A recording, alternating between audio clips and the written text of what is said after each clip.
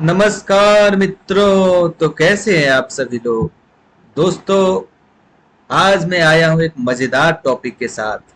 आज बहुत मजा आने वाला है क्योंकि आज हम जो टॉपिक लेकर आ गए हैं उसका नाम है TDS। मतलब कि टैक्स डिडक्शन एट सोर्स। यानी जो सोर्स है वहीं पे आपका टैक्स कट जाएगा। ठीक है। यानी इसका सीधा सीधा मतलब होता है कि जहां से आपका इनकम जनरेट हो रहा है वहीं पे आपका टैक्स काट लिया जाएगा जो आपको पेमेंट कर रहे हैं उनके द्वारा।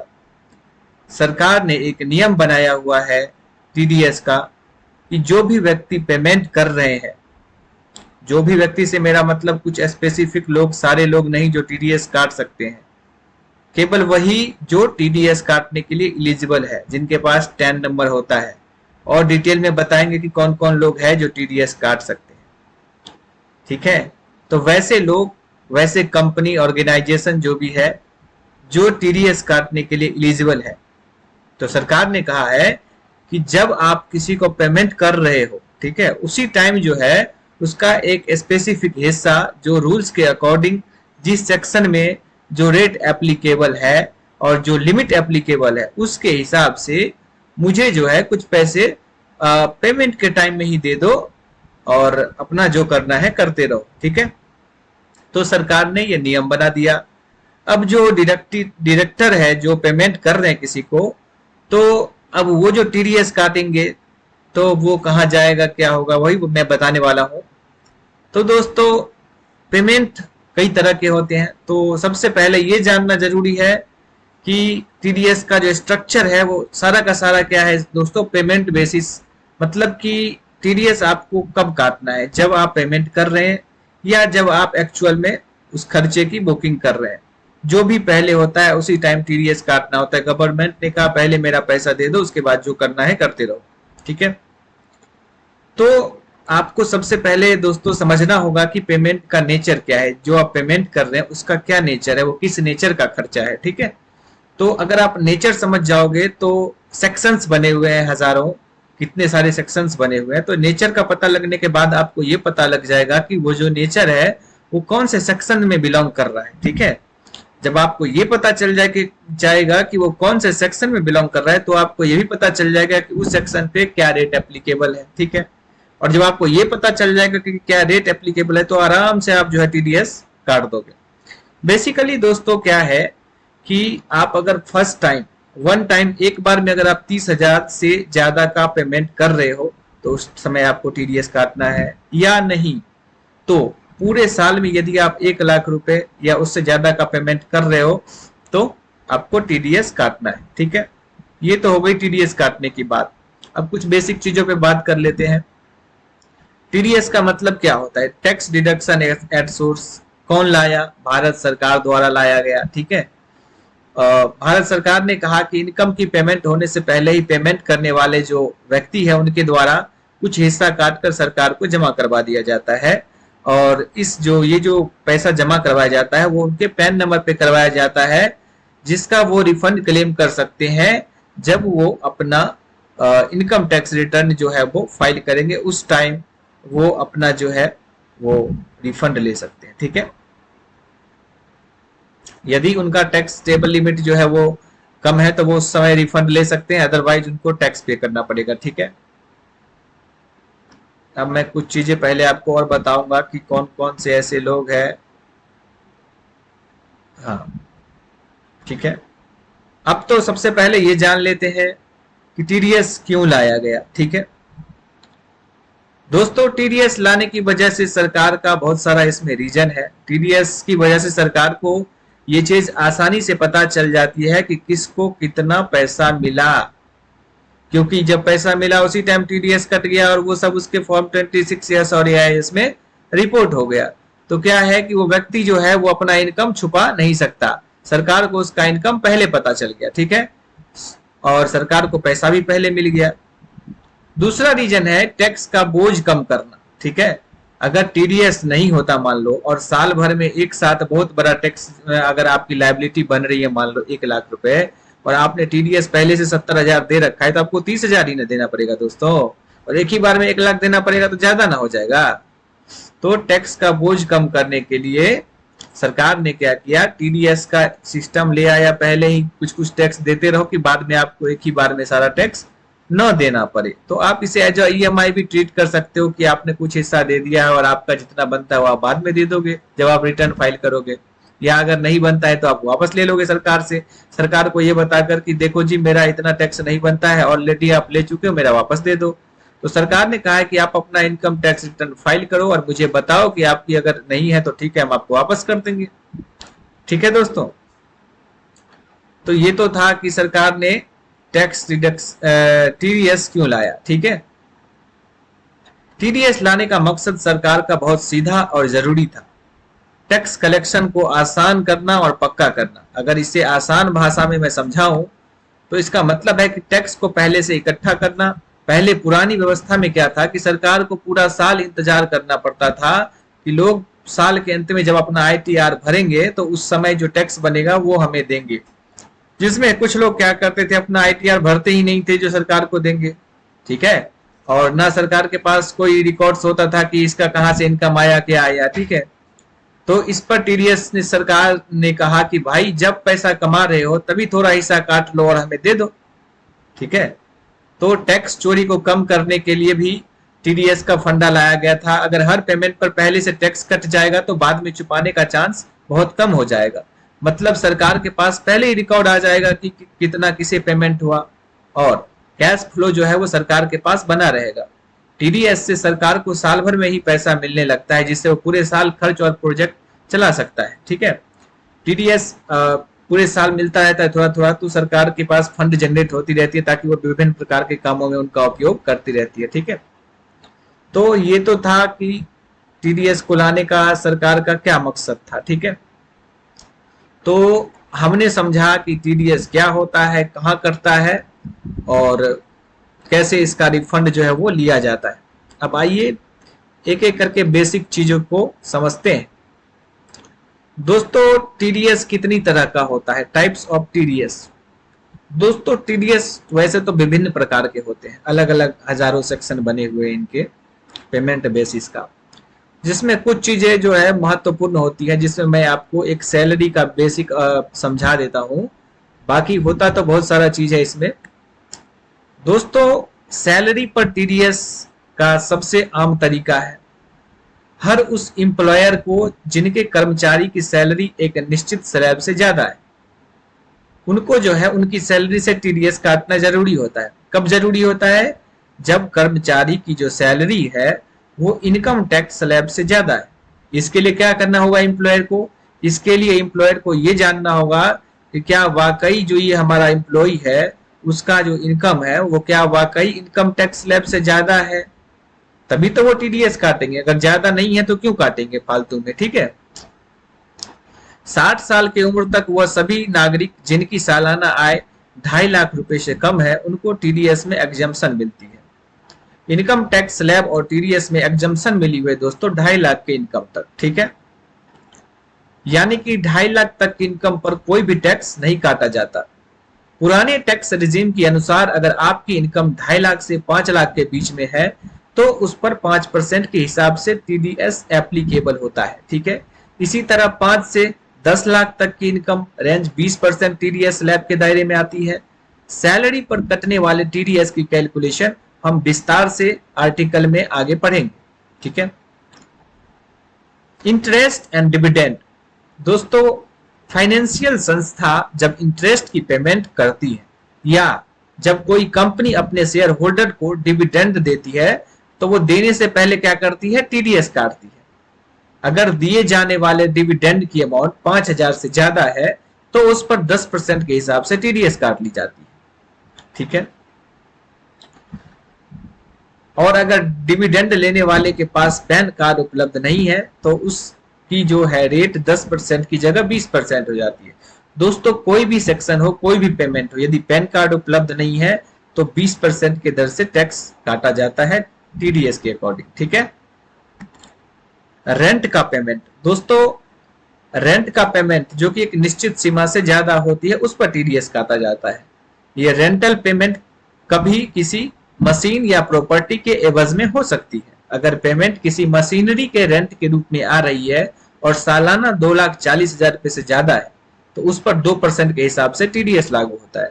इसी तरह वह इनकम जो किसी प्रॉपर्टी के किराए के रूप में आ रही है, उसकी सालाना रकम 2,40,000 से ज्यादा है तो उस पर 10% टीडीएस लागू होगा।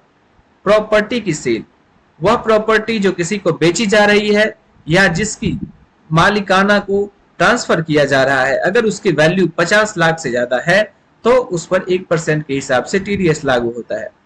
यहाँ इस बात का ध्यान रखना होता है कि इस तरह की प्रॉपर्टी में एग्रीकल्चर लैंड, जो खेती बाड़ी की जमीन होती है, वो इस प्रकार की लैंड में टीडीएस इनका नहीं कटना होता है। एग्रीकल्चर लैंड इसमें शामिल नहीं है। ठीक है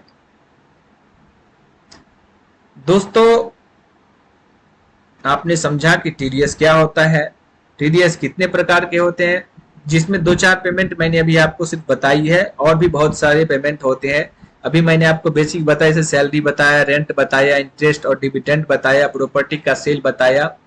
ये कुछ भी नहीं है, बहुत सारी चीजें अभी इसमें और होने वाली है। अब दोस्तों, अब देखिए, सोचिए, मान लीजिए आपका टीडीएस कट गया। जिन्हें काटना था उन्होंने काट लिया और जिनका कटना था उनका कट गया। अब क्या होगा? अरे भाई, जब किसी का टीडीएस कटेगा तो सर्टिफिकेट देगा ना सामने वाले को कि लीजिए मैंने आपका टीडीएस। अब मान लो किसी को आपको 1 लाख रुपए देना हो, आप उनको बोलोगे कि ये लो 90,000, 10,000 जो है मैंने जमा कर दिया सरकार को, तो वो तो आपसे लड़ाई करेगा ना भाई कि मेरा 1 लाख बन रहा है तो तुम 10,000 कहाँ गया, मेरा 90,000 दे रहे हो, 10,000 कहाँ गया? तो उस केस में जो है आप उसको टीडीएस सर्टिफिकेट दोगे कि ये लो भाई 90,000 रुपए मैंने तुम्हें दे दिया और ये पकड़ो अपना सर्टिफिकेट, ये 10,000 रुपए तुम्हारे पैन नंबर पे जमा कर दिया है, अपना इनकम टैक्स फाइल करके रिफंड ले लेना अगर बनता हो तो, अदरवाइज ठीक है। ठीक है जी, तो इसी को टीडीएस सर्टिफिकेट कहते हैं। इस सर्टिफिकेट में वो सारी डिटेल्स होती है जो जहां पर उनका टीडीएस आपने काटा है या जिन्होंने भी काटा है, इसमें वो सारी डिटेल्स होती है। सैलरी के केस में इस फॉर्म का नाम फॉर्म 16 है। सैलरी के अदर अलावा जो है उस केस में इस फॉर्म का नाम फॉर्म 16A है, और इन सब के अलावा जो है उनका नाम है फॉर्म 26S, जिसमें टीडीएस की सारी डिटेल्स होती है कि कहाँ कहाँ कितना कितना टीडीएस और कौन कौन से सेक्शन में कटा है। क्लियर? जब भी किसी पेमेंट से टीडीएस को काटा जाता है तो डिडक्टी एक सर्टिफिकेट को इश्यू करता है जिसे टीडीएस सर्टिफिकेट कहते हैं। एक टीडीएस सर्टिफिकेट में काटे गए टीडीएस की पूरी जानकारी होती है। टीडीएस सर्टिफिकेट 2 तरह के होते हैं, फॉर्म 16 और फॉर्म 16A। जब कोई एम्प्लॉयर अपने कर्मचारी की सैलरी में से टीडीएस को काटता है तो उस काटे गए टीडीएस की पूरी जानकारी फॉर्म 16 में होती है। फॉर्म 16 में टीडीएस के अलावा कर्मचारी की अन्य स्रोतों से इनकम और टैक्स डिडक्शन का ब्यौरा होता है। हर कंपनी जो कि अपने कर्मचारी की सैलरी से टीडीएस डिडक्ट करती है, उनको वो फॉर्म 16 को इश्यू करना जरूरी होता है। सैलरी के अलावा किसी और इनकम के साधन से काटे गए टीडीएस को फॉर्म 16A में दर्शाया जाता है, जैसे कि रेंटल इनकम, जैसे कि सेल ऑफ प्रॉपर्टी, जैसे कि डिविडेंड पेमेंट इत्यादि। अब दोस्तों बात आती है कि टीडीएस की जो कैलकुलेशन होती है, जो सैलरी पर जो टीडीएस करता है उसकी जो कैलकुलेशन होती है वो कैसे होती है। तो आइए, हमने सब कुछ लिख के आपके लिए लाया हुआ हूं बताने के लिए, ताकि आपको अच्छे से समझ आ सके। दोस्तों काफी मेहनत लगती है, तो वीडियो को चैनल को सब्सक्राइब करें और वीडियो को भी सब्सक्राइब करें। ठीक है, अब जैसे कि फॉर एग्जांपल किसी भी कर्मचारी की सैलरी पर टीडीएस को कैलकुलेट करने के लिए सबसे पहले आपको उसकी ग्रॉस सैलरी का पता लगाना चाहिए। ठीक है, ग्रॉस सैलरी कैसे पता चलेगी? ठीक है, जो एक फाइनेंशियल ईयर में कर्मचारी को दी जानी होती है। तो एम्प्लॉयर को क्या करना होता है दोस्तों, एम्प्लॉय का टीडीएस काटने से पहले उसका टैक्सेबल इनकम जान लेना होता है। ठीक है, उसके लिए क्या करेंगे कि उनकी जो ग्रॉस सैलरी है, ग्रॉस मींस टोटल सैलरी जो उसको मिलती है, ठीक है, एक पूरे फाइनेंशियल ईयर यानी कि अप्रैल से लेकर मार्च तक जो फाइनेंशियल ईयर होता है, पूरे 12 महीने की सैलरी। इस सैलरी में क्या क्या चीजें इंक्लूड होती है? Basic allowance, HRA, EPFO, gratuity आदि। ठीक है, इसके बाद सैलरी में मिलने वाली एग्जेम्पशंस को घटाया जाता है, जिनके अंतर्गत इनकम टैक्स में रिबेट मिलती है। ठीक है दोस्तों, जो सैलरी का पार्ट्स होता है, एचआरए या ट्रैवल अलाउंस या रेंटल अलाउंस, जो आपकी सैलरी स्लिप में दिखना चाहिए, जो आपके एम्प्लॉयर आपको अलाउंस प्रोवाइड कर रहे हैं ना दोस्तों, उस अलाउंस की डिडक्शन जो है आपको इनकम टैक्स रिटर्न भरते वक्त मिल जाती है, बशर्ते आपके सैलरी स्लिप में वो चीज होनी चाहिए। ठीक है। इसके अलावा सैलरी में से स्टैंडर्ड डिडक्शन जो 50,000 थी पहले, अभी 75,000 है, इसे भी घटाया जाएगा। मतलब जितनी टोटल ग्रॉस सैलरी है उसमें से जो उसको अलाउंस मिला है पूरे 12 महीने में, उन सबको घटाने के बाद जो सैलरी बचती है उसमें से स्टैंडर्ड डिडक्शन जो करंट में चल रहा होता है, जैसे अभी 75,000 चल रहा है, तो उसे घटाने के बाद जो रकम बचती है उसे टैक्सेबल इनकम माना जाता है। उसके बाद उसका जो कंपेयर है, उसके बाद ये देखा जाता है कि उसने कहाँ कहाँ इन्वेस्टमेंट कर रखी है। अगर वो इन्वेस्टमेंट डिडक्शन के अंदर आता है तो उस इन्वेस्टमेंट को भी माइनस कर देते हैं, तब जो बचता है उसे नेट टैक्सेबल सैलरी मानी जाती है। और तब उसको जो है इनकम टैक्स स्लैब से कंपेयर किया जाता है कि क्या ये इनकम टैक्स स्लैब में अब टैक्सेबल हो रहा है इन सब चीजों को डिडक्ट करने के बाद। अगर हो रहा है तभी एक एम्प्लॉयर जो है अपने एम्प्लॉय का सैलरी में टीडीएस काटता है, अदरवाइज नहीं काटता। ठीक है। ग्रॉस सैलरी में सभी तरह के डिडक्शन के बाद जो रकम बचती है उसे नेट टैक्सेबल इनकम कहते हैं। सैलरी इनकम के अलावा अगर कर्मचारी अन्य सोर्स से इनकम की जानकारी देता है, जैसे किसी तरह का रेंट, बैंक डिपॉजिट का इंटरेस्ट, तो उसे भी इनकम ही समझा जाता है और नेट टैक्सेबल सैलरी में जमा कर दिया जाता है। ठीक है। इसके अलावा अगर कर्मचारी ने कोई टैक्स सेविंग इन्वेस्टमेंट कर रखी है तो एम्प्लॉयर को इसकी जानकारी देनी चाहिए और उसे नेट टैक्सेबल इनकम से घटा दिया जाता है। इसमें इन्वेस्टमेंट जैसे कि PPF, ELSS, mutual fund, life insurance आदि शामिल होते हैं। इन इन्वेस्टमेंट में अलग अलग सेक्शन जैसे 80C, 80D और 80G के अंतर्गत रिबेट मिलती है। सेक्शन 192 के अंतर्गत अलग अलग इनकम टैक्स स्लैब पर अलग अलग टीडीएस की दर लागू होती है। हाँ, अगर कर्मचारी का पैन कार्ड मौजूद नहीं है तो टीडीएस की दर 20% और प्लस 4% सेस होती है। ठीक है। पुराने टैक्स रिजीम और नई टैक्स रिजीम के अंतर्गत निम्नलिखित स्लैब पर टीडीएस रेट लागू होते हैं। दोस्तों अभी मैं बताऊंगा कि पुराने टैक्स रिजीम और नए टैक्स रिजीम में क्या क्या इनकम टैक्स का स्लैब है। ठीक है दोस्तों, 20% के बाद आपको 4% सेस भी ध्यान रखना है। लोग ये चीज भूल जाते हैं, जब आप इनकम टैक्स रिटर्न फाइल करने जाओगे तो वहां पे आपको सेस भी पे करना होता है। आपको लगेगा कि सिर्फ 20% ही, नहीं, वो ऐसा नहीं है दोस्तों। ये ऊपर जो देख रहे हैं वो है न्यू रिजिम और ये जो नीचे देख रहे हैं वो है ओल्ड रिजिम। ठीक है। ये आपको वैसे भी गूगल पे आप सर्च करोगे कि क्या रिजिम चल रहा है अभी, कितना से कितना तक क्या स्लैब है इनकम टैक्स का, तो वो आपको पता चल जाएगा। वैसे ब्रीफ में आपके सामने स्क्रीन पर है, आप इसे देख सकते हैं। जैसे 2.5 लाख तक नील है, कोई टैक्स नहीं है। 2.5 लाख से 5 लाख तक 5% टैक्स है, जबकि इसका रिबेट मिल जाता है 87A के अंदर। ठीक है। 5 से 7, 7.5 लाख पर 10% है, 7.5 से 10 लाख पर 15% है। इस तरह से इनकम को जो है वो कैलकुलेट करने के बाद टैक्स की कैलकुलेशन की जाती है। ठीक है।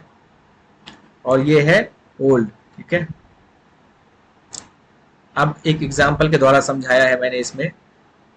ठीक है दोस्तों, मान लीजिए एक व्यक्ति जिसका नाम अमित है, उसने एक कंपनी एबीसी में काम करता है जहां उसकी सैलरी 75,000 रुपये महीने है। इस सैलरी में से हम एग्जाम्पशन जैसे कि एचआरए, जिसे हम 7500 महीना मान के चलते हैं, उसको घटा सकते हैं। इसके अलावा अमित ने 10,000 ईएलएसएस में और 10,000 पीपीएफ में इन्वेस्ट किया हुआ है। दिए गए वर्णन के अनुसार उसकी कुल सालाना सैलरी क्या हो। ठीक है दोस्तों, देखिए 75,000 का तो महीना सैलरी मिलता है, तो 75,000 को 12 कर दोगे तो 9 लाख उसका सैलरी हो गया। अब उसमें से एग्जाम्पशन घटाना है, जो एचआरए उसको मिला है 7500 को 12 से गुना कर दो 90,000। ठीक है, वो घट जाएगा। उसके बाद स्टैंडर्ड डिडक्शन 50,000, ये ओल्ड रिजीम सेलेक्ट किया हुआ है, नया में 75,000 मिल जाएगा। ठीक है। अपनी इन्वेस्टमेंट पर वो रिबेट क्लेम करता है, जो 1,50,000 जो भी उसका बन रहा है, आप कैलकुलेट करोगे तो पता चल जाएगा। ठीक है। ये देखिए दोस्तों, ग्रॉस सैलरी हो गई। ग्रॉस सैलरी फिर क्लियर कर दो। ग्रॉस सैलरी में सब कुछ इंक्लूड होता है जो भी है उसके सैलरी में। ठीक है। टोटल सैलरी को ग्रॉस सैलरी मान लो आप। ठीक है। और एग्जाम्पशन में वो सारी चीजें आ जाती है जो अलाउंस उसकी सैलरी स्लिप में उसके एम्प्लॉयर द्वारा दी जाती है। ठीक है। अपने मन से नहीं, अगर कोई अलाउंस एक्चुअल में रियलिटी में दी जा रही है तभी, वैसे नहीं। स्टैंडर्ड डिडक्शन जो भी इनकम टैक्स में करंट में चल रहा होता है, जैसे अभी 75,000 है। ठीक है। ये अपने मन से नहीं डालना होता है। ठीक है। गवर्नमेंट ने जो डिसाइड किया हुआ है वो आएगा, जो रूल है। ठीक है। उसके बाद ये ग्रॉस टैक्सेबल इनकम बन जाएगी। ये सब माइनस करने के बाद उसके बाद इन्वेस्टमेंट जो कोई है वो यहाँ से रिबेट ले लो घटा के, जो बचेगा वो आपका टैक्सेबल इनकम हो जाएगा। जैसे ये 6,10,000 है इसके केस में। अब इसको आपको अपने स्लैब के हिसाब से कैलकुलेट कर लो। 2.5 लाख तक तो कुछ टैक्स नहीं लगेगा ना। उसके बाद 2.5 लाख से ऊपर पर 5 लाख पर 5% कैलकुलेट कर लो, और 5 लाख से 10 लाख पर 20% कैलकुलेट कर लो। ठीक है, और जो बनता है वो उसका टैक्स हो जाएगा। That's clear. ठीक है, अब मान लो कि 34,500 इनका टोटल जो है वो टैक्स बना। अब मान लो कि अगर इनका टीडीएस कटा होता 20,000, तो इसमें से वो घट जाता और जो बच जाता वो इनको पेमेंट करना होता। तो इस तरह से जो है वो टीडीएस का रिफंड का खेला है। ठीक है, अब आपका टैक्स ही ज्यादा बन रहा है और आपने टीडीएस कम जमा किया हुआ है, तो अभी तो आपको टैक्स ही देना है, तो रिफंड कहाँ से मिलने वाला है। ठीक है, हाँ दोस्तों, हो गया, कट गया टीडीएस, तो अब रिफंड लेना भी सीख लो। टीडीएस का रिफंड तब क्लेम किया जाता है जब आपकी इनकम या सैलरी से कटा टीडीएस आपके कुल टैक्स देनदारी से ज्यादा हो। मान लो आपकी टैक्स लायबिलिटी 100 रुपए है और आपकी टीडीएस जो है वो 500 रुपए है, यानी कि आपका जो टीडीएस है वो ज्यादा है और आपकी टैक्स लायबिलिटी है जो कम है। तो वो 500 में से 100 घटने के बाद जो 400 है आपको उसका रिफंड मिल जाएगा। लेकिन अगर आपकी लायबिलिटी ही ज्यादा है और आपने कम पे कर रखा है, तब तो उस केस में आपको पे ही करना पड़ेगा और ज्यादा। तो रिफंड का यही सीन है। आप ये मत समझना कि मेरा टीडीएस कटा है तो आपको रिफंड भी मिल जाएगा। आपकी अगर लायबिलिटी ज्यादा बन रही है तो आपको तो देना ही पड़ेगा, रिफंड कहाँ से मिलेगा। ठीक है, तो ये होता है रिफंड का प्रोसीजर। आपको जो है अपना इनकम अपने जो जैसे सैलरी का है तो फॉर्म 16 से मैच कराओ, 26 से मैच कराओ, अगर सैलरी का नहीं है तो फॉर्म 16A से मैच कराओ सारा। ठीक है, तो इन सब से सारा मैच कराओ आप अपना, और देखो कि अगर आपका एलिजिबल है, अगर आपका रिफंड होने लायक है तो होगा। अपनी कैलकुलेशन करके पता करनी होगी, और हमसे करवाना है तो संपर्क कर सकते हैं। ठीक है,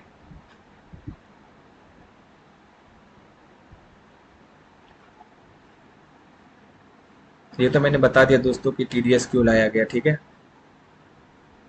और अभी जो मैं बताने जा रहा हूँ सबसे काम की चीज है दोस्तों, सेक्शंस। कुछ सेक्शंस मैं आपके लिए लेके आया हूँ। जैसे सैलरी का है 192 सेक्शन है 192। ठीक है, स्लैब के हिसाब से फिक्स लिमिट होती है, जैसा कि मैंने अभी आपको डिटेल में बताया। ठीक है, उसके बाद है कॉन्ट्रैक्टर। कॉन्ट्रैक्टर के पेमेंट के लिए 194C सेक्शन लगता है। ठीक है, जिसमें इंडिविजुअल या एच, ठीक है, इंडिविजुअल्स या एच पर जो है वो 1% का टैक्स लगता है, और अदर पे 2% का टैक्स लगता है। ठीक है, सिंगल पेमेंट 30,000 का हो या साल भर में 1 लाख क्रॉस कर रहे हो तो उस पर टीडीएस करता है इंडिविजुअल या एच के लिए 1% और बाकी के लिए 2%।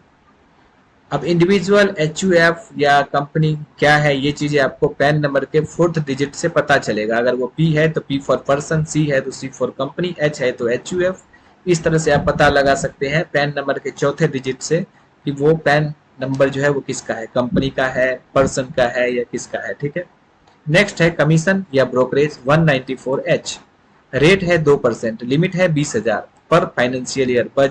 बजट 2025 से ये बढ़ा हुआ है। ठीक है, लिमिट सिर्फ 20,000 है, यानी कि 20,000 की पेमेंट कर रहे हो तो 2% का जो है आपको टीडीएस काटना है और सरकार के पास जमा कर देना है उसके पैन कार्ड नंबर पे। उसके बाद है प्रोफेशनल या टेक्निकल फीस, जो 194J के अंदर आती है। इसकी लिमिट 50,000 पर फाइनेंशियल ईयर है। आमतौर पर 10% प्रोफेशनल फीस पर टीडीएस काटा जाता है और 2% जो है वो टेक्निकल सर्विसेज पर काटा जाता है। ठीक है, बैंक या पोस्ट ऑफिस इंटरेस्ट 194A। ठीक है, लिमिट है 40,000 बैंक या पोस्ट ऑफिस का।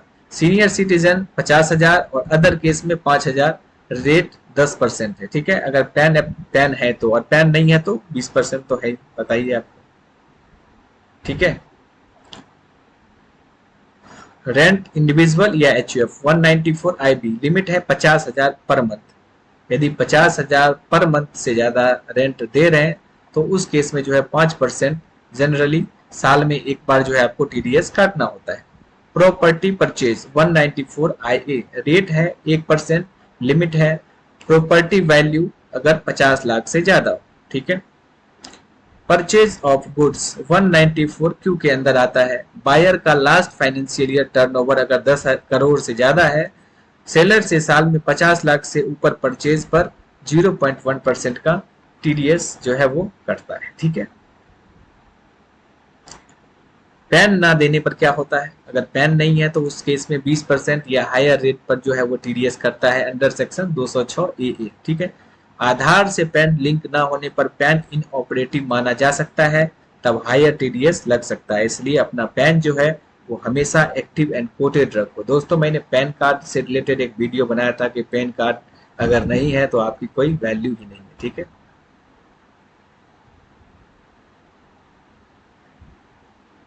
अब टीडीएस काट लिया, यही बात खत्म नहीं होती। टीडीएस काट लिया तो सरकार को पहले जमा तो करो, फिर रिफंड लेना और टैक्स पे करना है ना।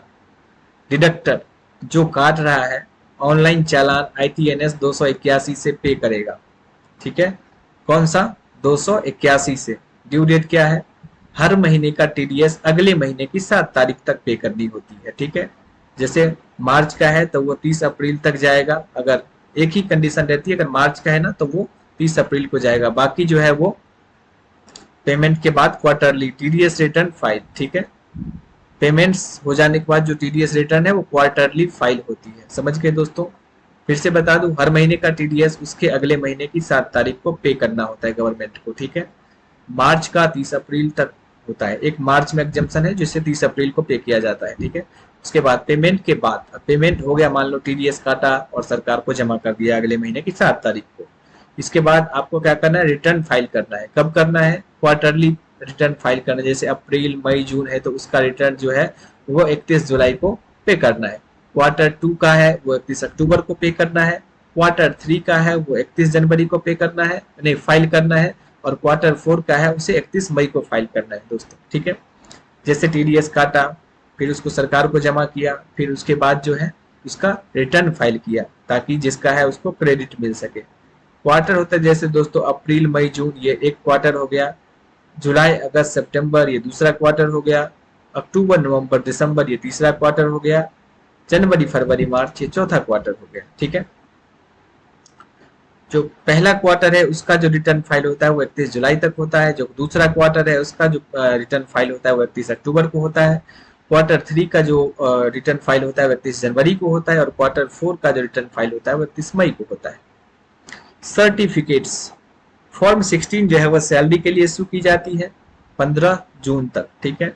और फॉर्म 16A जो है वो रिटर्न ड्यू डेट के 15 दिन के बाद जनरेट होती है, ठीक है। सैलरी के लिए कौन सा टीडीएस फॉर्म जाता है? फॉर्म 24Q, ठीक है।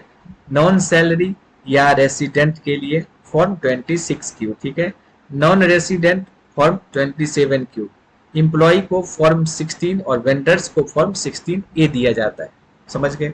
जो इम्प्लॉय है उनको फॉर्म 16 और जो वेंडर्स है उनको फॉर्म 16A। क्लियर? सैलरी के लिए form 24Q, other than salary form 26Q और नॉन रेसिडेंट का फॉर्म 27Q। दैट्स क्लियर, ठीक है।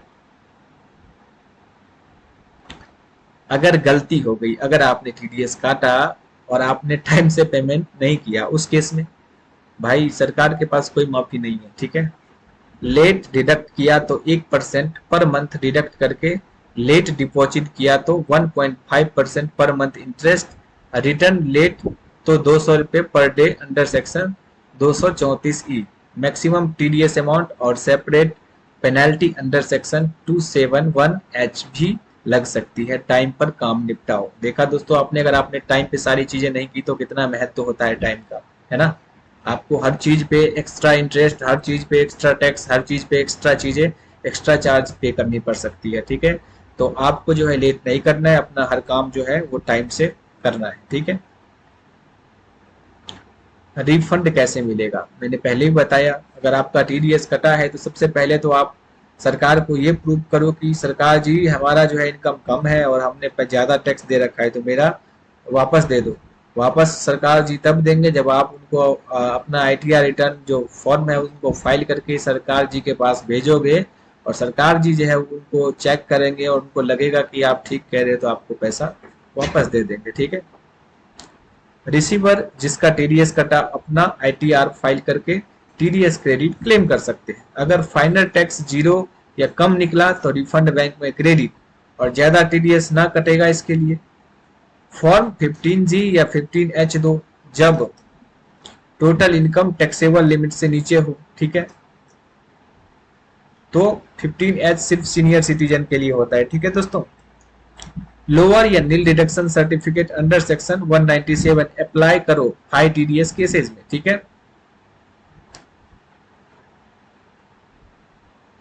पैन या ट्रेसेस डिटेल्स को सही, कुछ चीजें मैं बताऊंगा जिससे आपकी गलतियों को आप कंट्रोल कर सकते हो।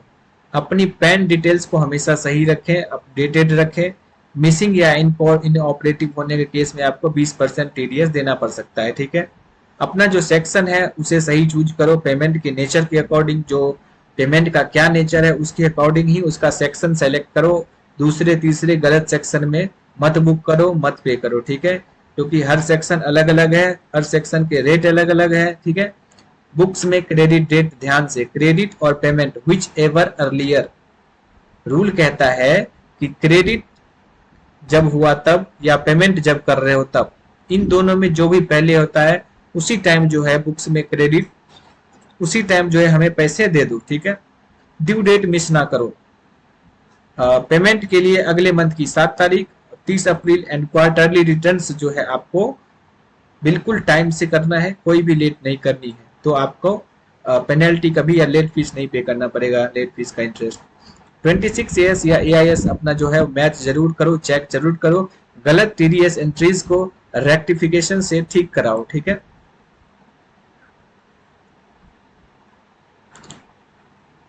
बस दोस्तों टीडीएस इतना ही सिंपल है।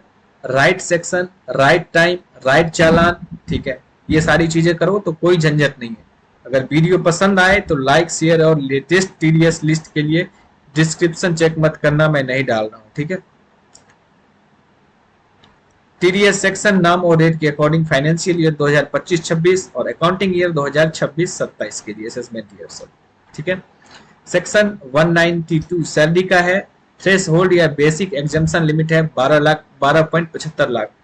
अंडर न्यू रिजिम जो अगले साल से एप्लीकेबल होने वाली है वो है 12.75 लाख। 12.75 लाख क्यों? क्योंकि 75,000 का डिडक्शन है और 12 लाख सरकार ने टैक्स छूट की बात की हुई है। ठीक है, section 192A pre mature EPF withdrawal. ठीक है, अगर आप ईपीएफ जो है वो मैच्योर होने से पहले विथड्रॉल कर रहे हैं और उसकी लिमिट जो है वो 50,000 से ज्यादा कर रहे हैं तो आपको 10% का टीडीएस आप पे कटेगा या काटना है। समझ गए?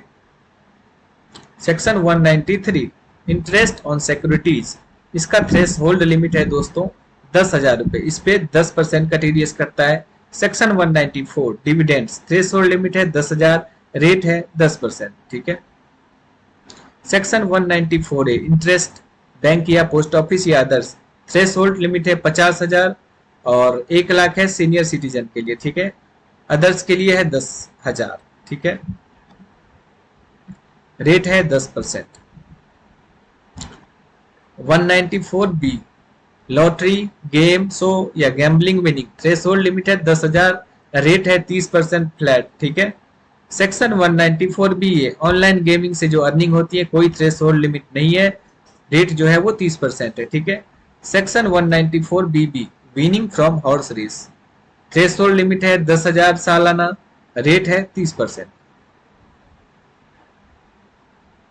सेक्शन 194C कॉन्ट्रैक्टर या sub contractors payment, threshold limit है 30,000 सिंगल और 1 lakh per year for financial year.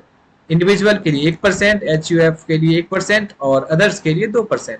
Section 194D insurance commissions, threshold limit है 20,000, रेट है 2% इंडिविजुअल या एचयूएफ के लिए और 10% है अदर्स के लिए। Section 194DA life insurance policy payment, threshold limit है 1 लाख और रेट है 2%। ठीक है, section 194EE NSS scheme payment, threshold limit है 2500, रेट है 10%। Section 194G lottery ticket commission, threshold limit है 20,000, रेट है 2%। सेक्शन 194H कमीशन या ब्रोकरेज, थ्रेश होल्ड लिमिट है 20,000, रेट है 2%। Section 194J fees for professional technical services या royalty, thresh hold limit है 50,000, rate है 2% टेक्निकल सर्विसेज के लिए, कॉल सेंटर फर्म डिस्ट्रीब्यूशन के लिए और 10% है अदर प्रोफेशनल सर्विसेज के लिए। सेक्शन 194I रेंट पेमेंट के लिए, थ्रेश होल्ड लिमिट है 50,000, रेट है 2% प्लांट एंड मशीनरी के लिए और 10% है लैंड, बिल्डिंग एंड फर्नीचर के लिए। ठीक है। Section 194 IA, transfer of immovable property excluding agriculture, agriculture के जो लैंड है उनको छोड़ के थ्रेश होल्ड लिमिट है 50 लाख और रेट है 1%। Section 194 IB, rent by landlord individual या HUF not covered under 194 I, 194 है, थ्रेश होल्ड लिमिट है 50,000 पर मंथ, रेट है 2%। Section 194 IC, payment under joint development agreement, threshold limit कुछ नहीं, रेट 10%। ठीक है। Section 194 LA, compensation of transfer of immovable property, threshold limit है 5 lakh, rate है 10%। Section 194 LB, interest from infrastructure डेब्ट fund non resident के लिए रेट है 5%। Section 194 LBA, income from business trust units, rate 10% residents के लिए, 30% और 40% नॉन रेसिडेंट्स के लिए। तो दोस्तों इसी तरह जो है वो बहुत सारे सेक्शन है और ये सेक्शन ना तो मुझे याद है, ना तो आपको याद है, ना तो किसी को याद है। सेक्शन 2 3 4 सेक्शन ऐसे हैं जो लोगों को याद होते हैं, बाकी लोगों को याद नहीं होते। तो सेक्शन और उसके रेट। दूसरी बात ये कि हमेशा ये सब चीजें जो है वो अपडेटेड होती रहती है, चेंज होती रहती है। तो गूगल का सहारा ले, गूगल बना हुआ है और गूगल जब तक चलेगा तभी तक आपका काम चल रहा है। ठीक है। तो गूगल जब तक चल रहा है तब तक गूगल का को देखते रहे, जिस दिन गूगल बंद होगा उस दिन ऑटोमेटिक सब बंद हो जाएगा। ठीक है। तो आपको टेंशन नहीं लेना है, आप जो है गूगल कीजिए कौन सा सेक्शन है, क्या रेट है, आराम से देखिए। कोई पढ़ाकू बनने की जरूरत नहीं है और बिल्कुल भी उतना याद करने की जरूरत नहीं होती है। आप थोड़ा बहुत काम करने का तरीका सीखिए, कुछ भी याद करना रटना बेवकूफी है। ये मैंने कुछ समरी बनाया हुआ है दोस्तों, ऐसे ही, इस तो मैं आपको पहले बता चुका हूँ, ऐसे समरी बनाया हुआ आप देख सकते हैं। ठीक है। ये सब चीजें तो मैं पहले बता चुका हूँ दोस्तों कि हर कोई जो है वो टीडीएस नहीं काट सकता। टीडीएस सिर्फ वही काट सकता है जो टीडीएस कानून के अंतर्गत डिडक्टर के रूप में आता हो। कौन कौन से ऐसे हैं जो डिडक्टर के अंदर आते हैं? जैसे सरकार हो गया, सरकारी संस्था हो गई, कंपनी हो गए, प्राइवेट लिमिटेड और पब्लिक लिमिटेड। ठीक है। एलएलपी हो गया, पार्टनरशिप फर्म हो गया। कुछ मामलों में जो है व्यक्ति या व्यक्तिगत व्यापारी भी टीडीएस काट सकते हैं, लेकिन तब जब उनका जो टर्नओवर लिमिट है वो ऑडिट के लिए क्रॉस कर गया हो। ठीक है। अगर ये तीन चीजें एक साथ हो रही हो तब टीडीएस काटना होता है। जैसे अगर आप कोई पेमेंट कर रहे हो, जैसे सैलरी का, रेंट का, कॉन्ट्रैक्टर का, प्रोफेशनल का, इन सब का अगर आप पेमेंट कर रहे हो तो डेफिनेटली टीडीएस काटना है। इन सब में बिल्कुल कंफ्यूज नहीं होना है, ये सब कुछ स्पेसिफिक है जिसमें आपको काटना ही काटना होता है। ठीक है। हाँ, आपको ये भी ध्यान रखना है कि कब आपको नहीं काटना है। दोस्तों अगर पैन नंबर नहीं है उस केस में टीडीएस नहीं काटा जाता है, और जो टीडीएस 20% काटा जाता है उसे पेनल्टी के रूप में ट्रीट किया जाता है। अगर पेमेंट लिमिट से कम हो रही है तो तब तो टीडीएस एप्लीकेबल ही नहीं है। अगर पेमेंट टीडीएस वाले सेक्शन में नहीं आ रहा है, कुछ खास छूट मिली हुई है, जैसे अगर आपने फॉर्म 15G या 15H दे रहे हैं इंटरेस्ट इनकम के केस में, तो उस केस में जो है बैंक आपके इंटरेस्ट पर टीडीएस नहीं काट सकता, तो उस केस में आपको टीडीएस काटना ही नहीं है। ठीक है।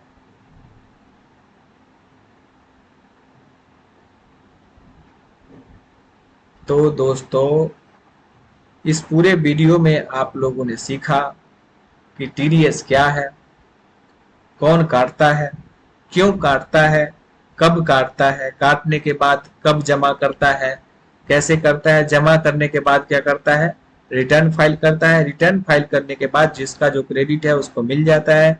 उसके बाद जो है इतना ही नहीं, उसके बाद इनकम टैक्स रिटर्न फाइलिंग का खेला चलता है। वहां अगर आप प्रूव करते हो कि आपका टीडीएस ज्यादा कटा है आपके इनकम के अकॉर्डिंग तो रिफंड मिलता है, और अगर नहीं तो फिर और टैक्स पे करो, अदरवाइज भूल जाओ। तो दोस्तों मैं आशा करता हूँ कि मेरे इतने मेहनत करने के बाद जो है आप लोग टीडीएस को बहुत अच्छे से समझ पाए होंगे। दोस्तों मैं और भी वीडियो बनाऊंगा टीडीएस पे, लेकिन अगला वीडियो जो है मैं वर्किंग से रिलेटेड बनाऊंगा।